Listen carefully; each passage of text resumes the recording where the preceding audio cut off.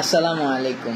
আমি lieutenant KSM Intisar Inzamam, Bangladesh নৌবাহিনীর একজন। আজ আমি কোনো দলের না, কোনো সংগঠনের না, আমি আজকে জনগণ। আজকে আমি জুলুমকারীদের বিরুদ্ধে ডাক। আমাদের নেভাল একাডেমিতে ঢুকতে শেখানো হয় আল্লাহর পক্ষে লড়াই করো। ধর্ম, বর্ণ, জাতি নির্বিশেষে সত্যের পথে, নীতির পথে, ন্যায়ের পথে রুখে দাঁড়ানো যেমন একজন মুসলিমের দায়িত্ব, তেমনি প্রত্যেক জনগণের দায়িত্ব। আজ আমি প্রত্যেক জনগণের জন্য সেই ডাক। আমার এই ডাক কতদূর যাবে আমি জানি না, তবে বন্ধ করানোর জন্য রাজাকার, BNP ইত্যাদি নাম দেওয়া হবে। দাড়ি দেখে বলবে আমি জামাত শিবির, তবে আমি একজন বীরপ্রতীক সন্তান। আমার বাবা আর্মিতে ছিলেন এবং মাননীয় প্রধানমন্ত্রী আপনার সাথেই SSF এ চাকরি করেছেন। তবে জনগণ এইসব আর খায় না। Enough is enough. আমাদের দেশ আজ ভালো নেই। আমাদের জনগণ আজ আর্তনাদ করছেন। এই আর্তনাদ আজকের না, এই আর্তনাদ 2009 সালে যখন 57 জন অফিসার মৃত্যুবরণ করেন, খুন করে ফেলা হয়, মৃত্যুবরণ। এর মধ্যে ছিলেন আমার বাবার আর্মির কোর্সমেট, আমার বন্ধুদের বাবা এবং আরো অনেকেই। 1971 সালেও এত অফিসারের মৃত্যু হয় নাই। আজকে ছাত্র আন্দোলনের উপর যেই কিল অন সাইট অর্ডার দিয়েছেন, ওই দিন সেটা কই ছিল মাননীয় প্রধানমন্ত্রী? আজকে আমার এই প্রশ্ন সেই সকল অফিসারের পক্ষ থেকে যাদের চাকরি কেড়ে নিয়েছিলেন এক রাতের মধ্যে, এবং পর্যায়ক্রমে আরো যাদের চাকরি শেষ করে দেন। প্রত্যেকটা অফিসার এবং তাদের পরিবারের আতঙ্ক আমার মনে এখনো আছে। পিতৃহীন সন্তানদের কান্না কেউ ভোলে না। আজকে ছাত্রদের বিরুদ্ধে এবং জনগণের বিরুদ্ধে যে আচরণ, এই আচরণ কোথায় ছিল BDR জওয়ানদের সাথে? ছাত্রদেরকে রাজাকার ডেকে আপনার ছাত্রলীগকে লেলিয়ে দিয়ে কেমনে পারলেন? কিন্তু সেদিন অফিসাররা কিছু করতে চাইলে কোনো ধরনের সিদ্ধান্ত আপনি দিতে পারলেন না। তো আপনার 2012 সালে থেকে আপনার দাড়ি পড়া ছেলে রাস্তায় দেখলেও তাকে তুলে নিয়ে যান।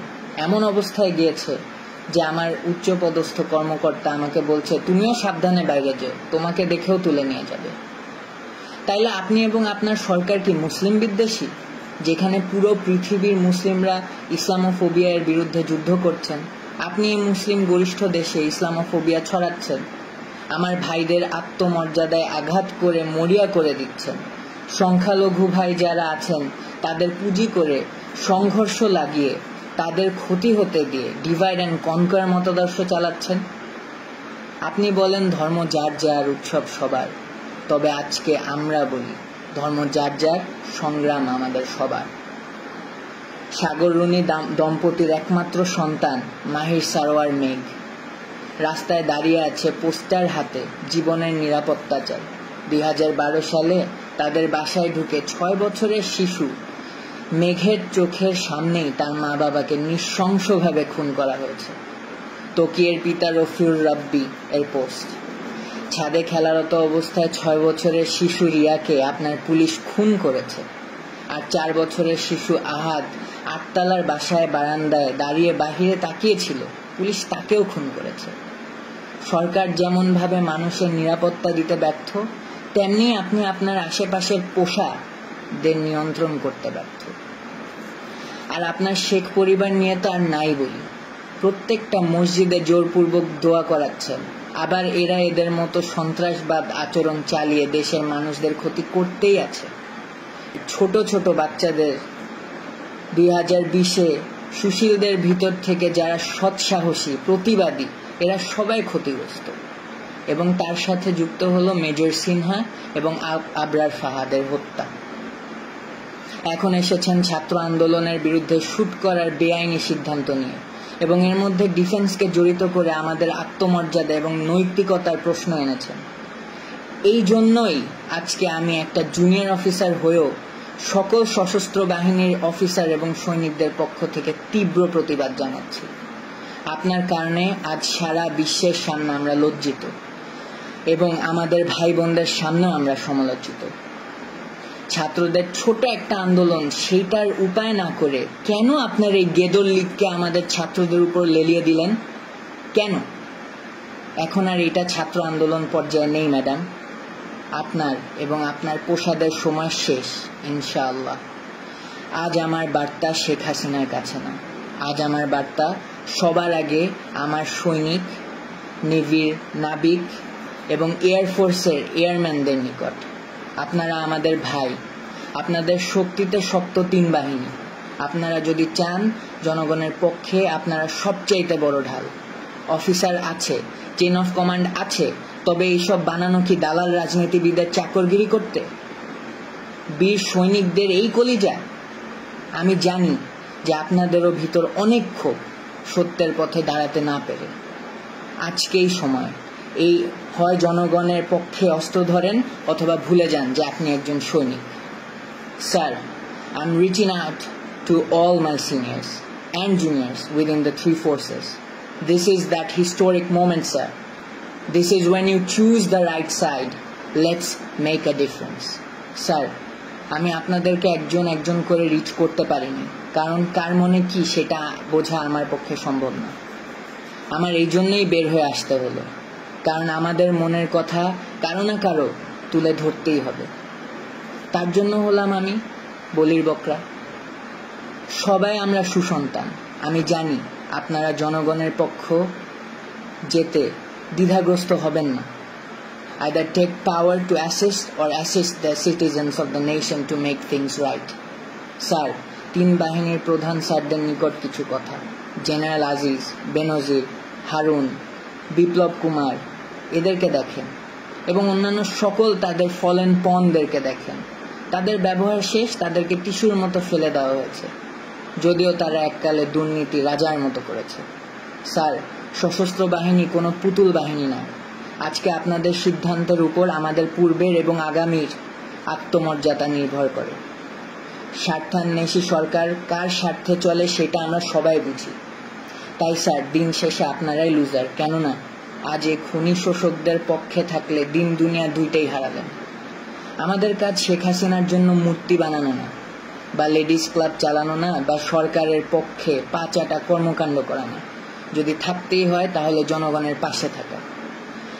আমাদেরকে ব্যবহার করে করে আমাদের মধ্যে রাজনীতি যেভাবে প্রবেশ করিয়েছে এই সরকার, তার উত্তর দিতে হবে।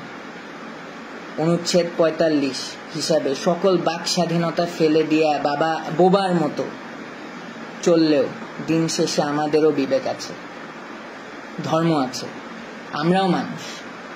এটাই সেই সময় বিবেকের পক্ষে দাঁড়ানো। এই সিস্টেম বদল আনতেই হবে। জাতি পঙ্গু হয়ে যাচ্ছে, যেটার পরিচয় আমরাই। আমরা এতটাই জিম্মি হয়ে গিয়েছি যে আমাদের ঠিককে ঠিক বলার ক্ষমতা নেই। আমাদের সম্মান, ঐতিহ্য এবং মূল্যবোধ তুলে ধরার সময় আজকেই। অবসরপ্রাপ্ত অফিসারদের প্রতি আহ্বান আমার, আপনারা অনেকেই সত্যের পক্ষে দাঁড়াতে চাকরি হারিয়েছেন, সম্মান হারিয়েছেন। আজকে গত 15 বছরের জবাব দেওয়ার সময় চলে এসেছে। জনগণের প্রতি আহ্বান আমার, 2009 গেল, আপনারা অফিসার না, তাই অফিসারদের মৃত্যুর পক্ষে সংগ্রাম করেন নাই। এরপর আবার 2018-তে ওরা এসেছিল 18-র কোটা আর নিরাপদ সড়ক চাই আন্দোলনের ছোট ছোট বাচ্চাদের, ছেলে মেয়েগুলোকে গুম খুন করতে। এবারও আপনি কিছু বললেন না, কারণ এই ছেলে মেয়েগুলো আপনার সন্তান না। 2020-এ ওরা আবার এসেছিল সুশীলদের ভিতর থেকে, যারা সৎসাহসী প্রতিবাদী, তাদেরকে গুম খুন করতে। তারপরে আপনি কিছু বলেননি, কারণ আপনি ওদের মতো সুশীল না। এখন 2024-এ ওরা এসেছে আপনাদের নিজেদের সন্তানদেরকে গুম খুন করতে। এখনো আপনারা বলছেন আপনার সন্তান না? যেদিন আপনার সন্তান হবে সেদিন পর্যন্ত অপেক্ষা করবেন? তাইলে আপনার ইচ্ছা 6 বছরের রিয়ার মতো আপনার বাচ্চা ছাদে ঘুরতে গিয়ে গুলিবদ্ধ হোক, এবং আবু সাইদ, মুগ্ধ, রাইহান, তানভীর, হৃদয় ও ওমর আরো অনেকের সন্তানের মতো আপনার ছেলে রাস্তাঘাটে মার খেয়ে গুলিবদ্ধ হয়ে পড়ে থাকুক, পুলিশের আর্মার্ড গাড়ির উপর মরে পড়ে থাকুক, যার লাশকে ঘরের ময়লার মতো ফেলে দিবে রাস্তার উপর। আপনার ছেলে নিরস্ত্র হয়ে কোনো বিল্ডিংয়ে ঝুলে আশ্রয় নিয়ে থাকা অবস্থায় এই খুনি সরকারের লোক এসে নির্দ্বিধায় গুলিবদ্ধ করে মেরে ফেলবে, এইটা চান? শিশু আহাদ এর মতো গুলিবদ্ধ হয়ে আপনার কোলের মধ্যে শেষ নিঃশ্বাস ত্যাগ করার সময় বলবে, বাবা তোমার বুকেই থাকবো আমি, তখন আপনার টনক নড়বে? এটা না চাইলে ধর্ম বর্ণ নির্বিশেষে রাজপথে আসেন। জনগণের সাথে মিলে সশস্ত্র বাহিনী এই দাবি পূরণের জন্য জনগণের সুরক্ষা নিশ্চিত করবে এবং জনগণের স্বার্থে অস্ত্র ধরবে, এইটাই আমার প্রত্যাশা। আপনারা মনে রাখবেন, বহিরাগত শক্তি এখন দেশে বিদ্যমান। তারা অনেক উপায়ে দুই পক্ষের মধ্যে সহিংসতার সৃষ্টি করতে সন্ত্রাসী কর্মকাণ্ড চালাবে এই খুনি সরকারকে টিকায় রাখতে। তাই ছন্নছাড়া হবেন না, সবাই রাজপথে নামেন। আমাকে অনেকেই বলেছে, বাঙালি এই বাঙালি সেই, দেখবি পিছে কেউ আসবে না, তুই একাই মরবি, তোর গোষ্ঠী সহ মরবি। তোর নেভির এবং এয়ারফোর্সের অফিসারদের এমনিই নাই কলিজা এবং সংখ্যাও কম। তোর আর্মির বাপেদের 2009-এর পর রক্ত শুকিয়ে গাদ্দারি রক্ত হয়ে গিয়েছে, আরো কত কি। আমি কি বলেছি জানেন? আমি বিশ্বাস করি এই দেশে এখনো ঈমান বেঁচে আছে, দেশে এখনো বিবেক বেঁচে আছে, আমার বিশ্বাস বেঁচে আছে। এবং আমার বিশ্বাস যে আমার মতো সবার বিশ্বাস বেঁচে আছে এবং থাকবে। রিজিকের মালিক আল্লাহ। মনে রাখবেন, আল্লাহর পক্ষ থেকে সাহায্য এবং আসন্ন বিজয়। আমি জনগণের পক্ষে, আমি যাচ্ছি তাদের সাথে যোগ দিতে। হারানোর অনেক কিছু, তবে আজকে মুসলিম হিসেবে পাওয়ারও অনেক কিছু। আমার সশস্ত্র বাহিনীর ভাইদের কাছে আমার শেষ রিকোয়েস্ট, আজকে আল্লাহর জন্য হলেও আসেন দেশকে বাঁচাতে এই খুনিদের হাত থেকে। এটা হলো 50 বছর পূর্তির এক তকমা স্বাধীনতার। এই তকমা আমি খুলে ফেললাম। এরপরে যতগুলো তকমা লাগবে প্রত্যেকটা বুলেটের এক একটা রক্তের দাগ হিসেবে তকমা। ফি আমানিল্লাহ।